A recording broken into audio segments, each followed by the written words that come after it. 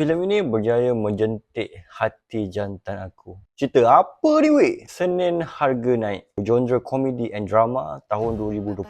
Filem Indonesia yang diarahkan oleh Dina Jasanti ini mengisahkan Mutia lakonan Nadia Arina, seorang wanita yang meninggalkan rumah selepas bertengkar dengan ibunya. Retno lakonan Meriam Bellina, kerana mahu membuktikan bahawa dia boleh berjaya tanpa bantuan keluarga. Sejujurnya aku tiada apa-apa expectation untuk filem ini. Aku datang tengok pun tanpa tonton trailer dia. So memang gamble lah cerita dia. Filem ini straight to the point dan tiada formula science rocket. Namun elemen emosi dan sentimen yang dimainkan sangat-sangat menyentuh jiwa dan raga. Lebih-lebih lagi apabila tema kekeluargaan yang sangat begitu kuat diterapkan dalam filem ini. Lakonan watak-watak utama bagi aku sangat melengkapi antara satu sama lain. Tiada yang kurang lah. Selain itu, elemen komedi pun tidak kurang namun tidak berlebihan. Dia boleh kata seimbang dan cukup segala rempah ratusnya. Apabila datang punchline dia tu memang berdekah habis. Aku rasa tiada apa yang nak komen. Cuma mungkin terlalu straight to the point dan sangat predictable. Namun tidak menafikan yang filem ini adalah filem yang bagus.